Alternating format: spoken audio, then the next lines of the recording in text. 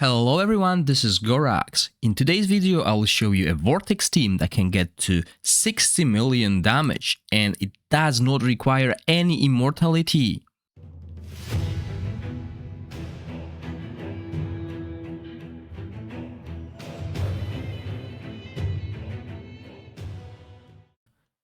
Recently we could see more and more immortality teams popping up with Zephy and Ogok, and people even started using this team in the Ice Blast to get 60 million.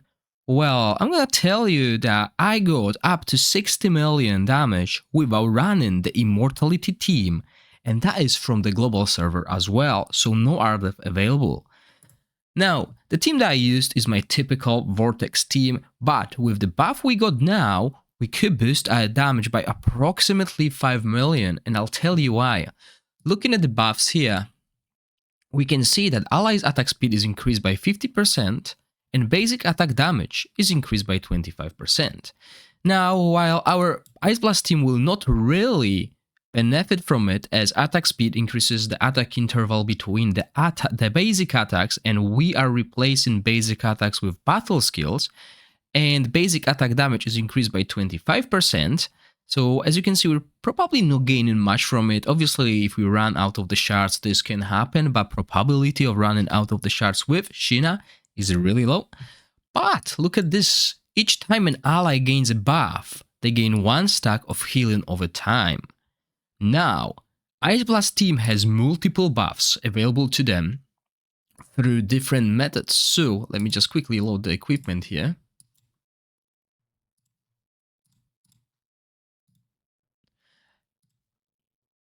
So let's take a look at Sheena. Sheena with Cyril set applies a buff that gives us additional 15% attack. She also grants us Ice Blast crystals, and she grants us a stack of attack up to all our Ice Blast heroes. This really helps our team to survive longer, and we don't need immortality to do so, as this team usually gets to around 100 stacks before the damage dealers die, and around 130-140 stacks before our tank and support falls. Now, the idea in Vortex is actually not to survive till 150 stacks, but to deal as much damage before you hit that, because when we get to 150 stacks, the boss will ignore immortality and invincibility. So we really want to do as much damage before we hit it. Obviously, we can go over 200, 300 stacks. There are teams that can do that.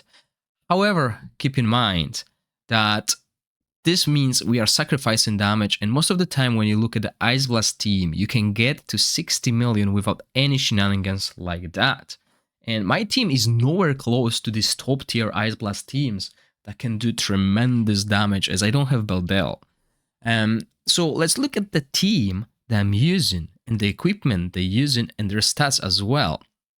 So I think the best way to show this will be going through this panel here. So as you can see, only 2 legendary heroes. You might not have Jillian, that's alright. She's there, she buffs, but you can use Quarion as well. However, Catherine will be better. I don't have Catherine, so I couldn't compare the results. But yeah, that's one option here. If you have Philosia, you're set. With Philosia, this team is definitely very strong, even with Garfen in. Now, the most important thing when it comes to Vortex is the timing. The timing on the abilities of the heroes is a game changing. Okay, if I put this on default, the damage will be way lower. If I moved things around and misplaced the timings, I would fail tremendously. So the boss rotation is 20 seconds. So we don't really need much haste on our heroes unless you're trying to do two casts per boss, but I would not suggest that. It's really almost impossible. So 20 seconds, not much haste is needed. And now the main thing here is Jillian's, in my case, Jillian's ultimate, which will heal, will dispel debuff and grants us defense up. This is happening just after the ultimate of the boss. Yes, you're hearing it correctly, after the ultimate. The rotation is 20 seconds, but the boss casts the skill at 21.2 around that time. So when we do 21, we cast it just before the ultimate animation hits us. So yes, it is after the ultimate being cast, but it is before the actual damage hits us. So with 21 seconds, Jillian can remove the defense down. Remember, we're not taking the damage between 20 and 21, so that's no heal is needed there. But 21 is when we remove the debuff, which is defense down on this boss, gives ourselves defense up, and also heal. So when we heal, our heroes are as close to max HP as possible before we cast Darius's heal with shield, because he's got the staff, and I'll go over equipment quickly after this. So 26.5. There's 2 timers you can put Darius on: 26.5, 27.5. So the one that works best for me, and this is for you to test and see what's happening. So you need to watch it. Okay, you need to watch what's happening on the screen and adjust it.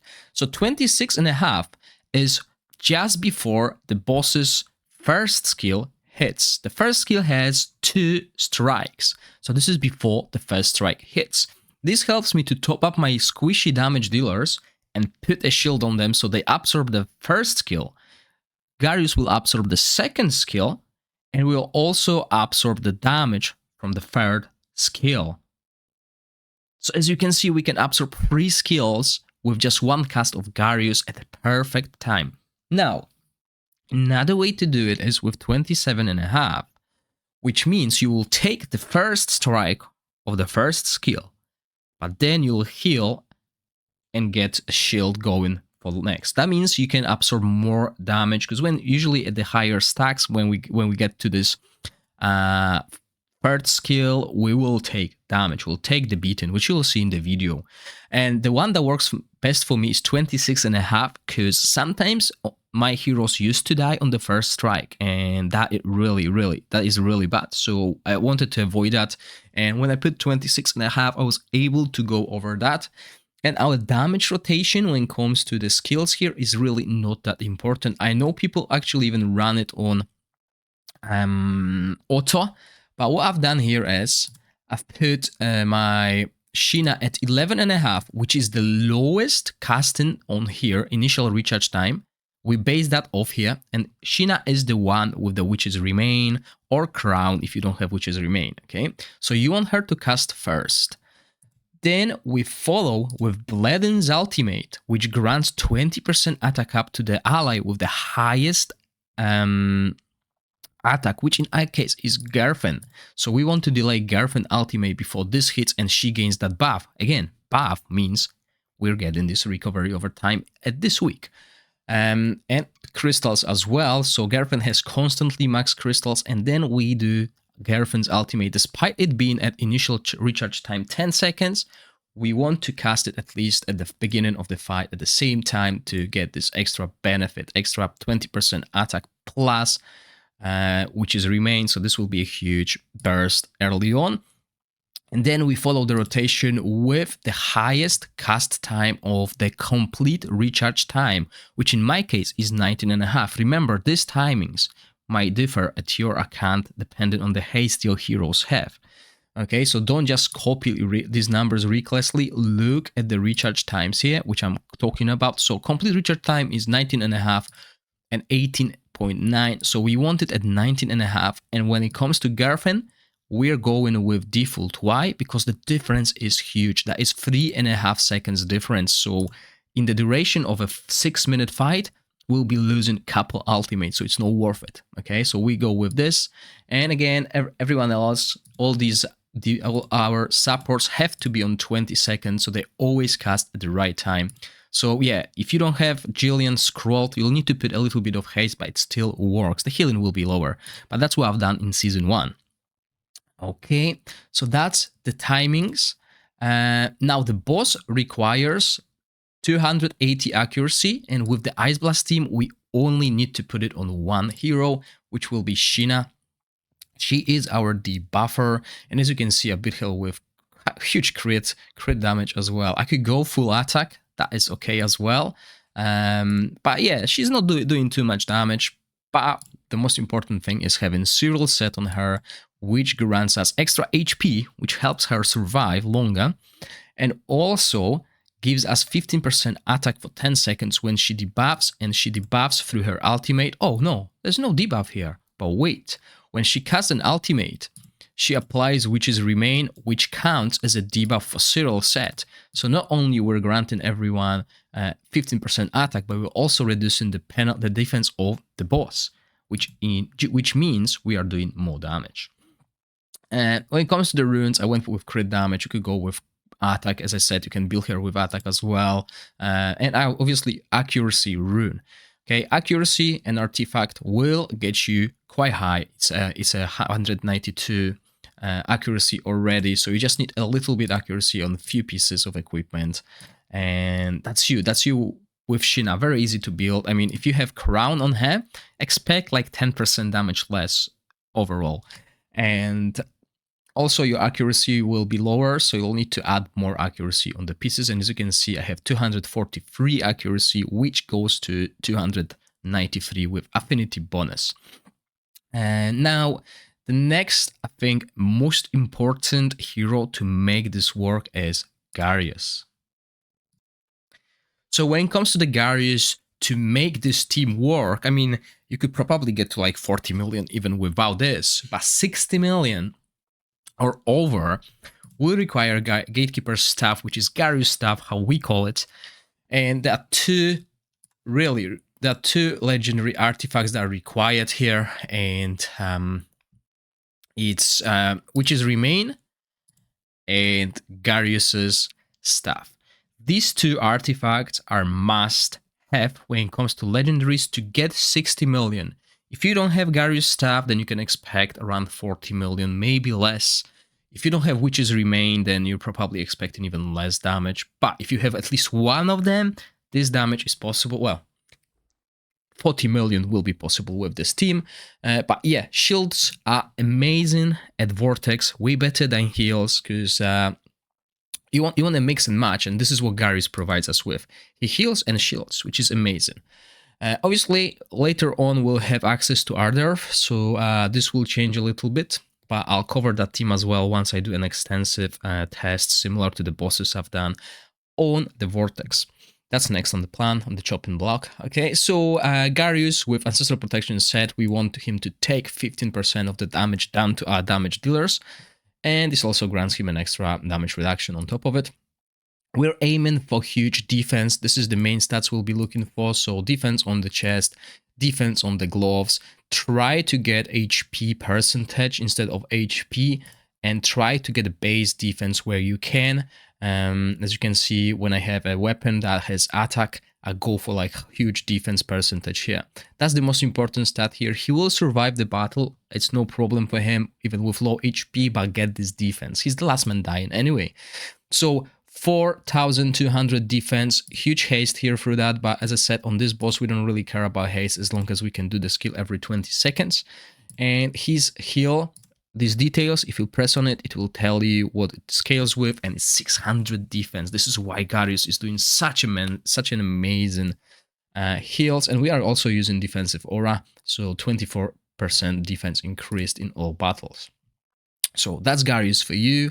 And now we go to our other support, which is Jillian. And on Jillian, I am using Solar King's Horn, which grants me a 4.5% attack damage increase for 10 seconds and up to 3 stacks. So yes, while the ultimate will not really keep the stacks going, because we do it every 20 seconds, so the buff disappears, it still gives me a buff, which means I get recovery over time, and also this here will trigger this buff as well.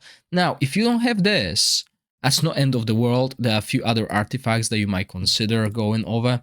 So, and it's not even the artifacts that are basically legendary. You could consider Candle, which will increase the recharge speed time of this debuff, of this buff here, or you could also go for something like Mirror. I wonder if I have Mirror. I should have, yeah, but I didn't level up that. So when the HP goes below 15%, you can increase the amount of healing, right? So as I said, this is my main team, so I'm using my best equipment here. And then we're looking at the equipment on her. So I went with Enlightenment, as you can see, 300 for Enlightenment here. So Enlightenment chest and Monolith set. I mean, the Monolith set gives you skill haste, which is again not necessary. Accuracy, she doesn't benefit from it, but after casting an ultimate skill, she also heal an extra 15% max HP to a target. And I mean, looking at all the other sets, we could go 2 and 2 and get Enlightenment bonus here, but not really, we don't need it. She doesn't apply any debuff, so we're not getting here. We don't want that as well. She's beefy tanky enough. So yeah, Monolith Blessing, the set of our choice. And while I go here with defense, this set actually scales with max HP, so you might consider going for more HP here. And again, try to get this HP as high as possible, looking for different stats. Sadly, I didn't farm a lot of Grave of Rods, so my equipment here is not ideal. Now, if you've been lucky, you could get cowbells here. They will probably be better than this, because they also provide enlightenment. But yeah, this is basically Jillian build. And now we have Garfin, which will be our main damage dealer. Unfortunately, I didn't have a dupe Frost or Ice Blast hero to get the legendary artifact, so I'm going with Manticore statue, which is still very good for our Ice Blast team, as most of the damage will come from the battle skill, which will replace auto attacks as long as we have Crystal Zone.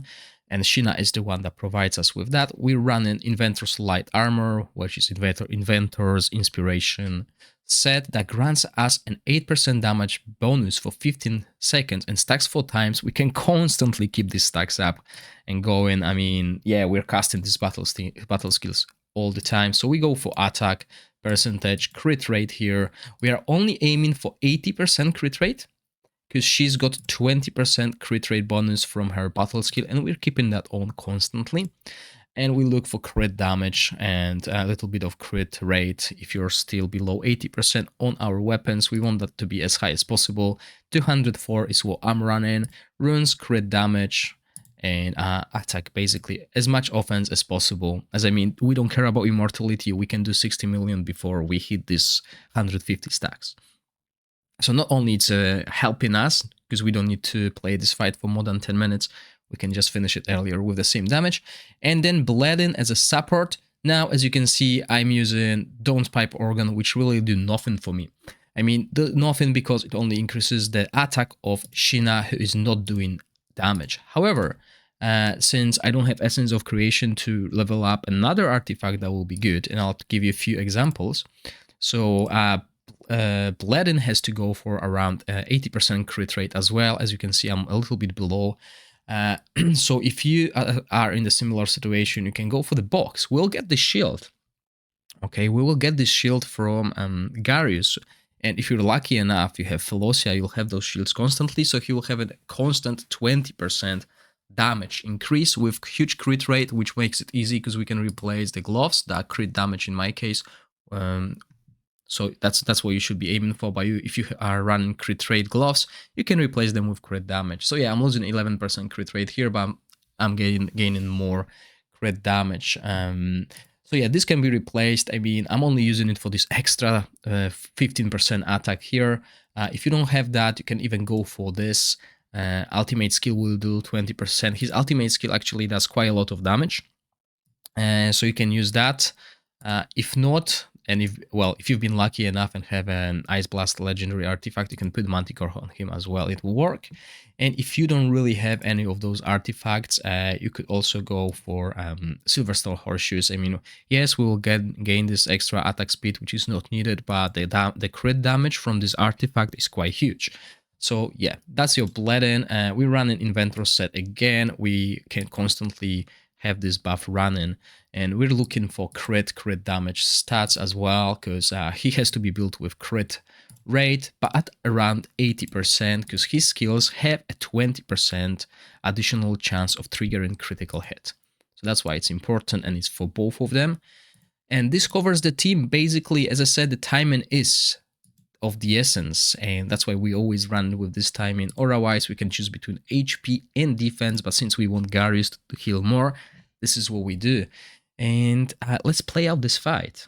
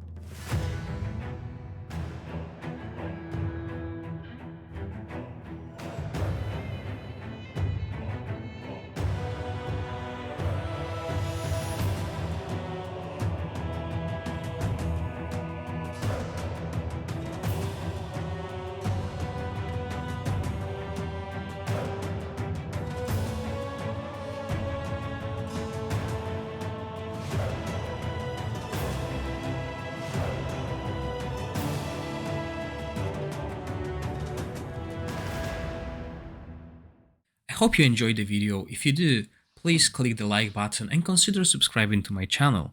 As always, thank you for watching, stay safe, bye!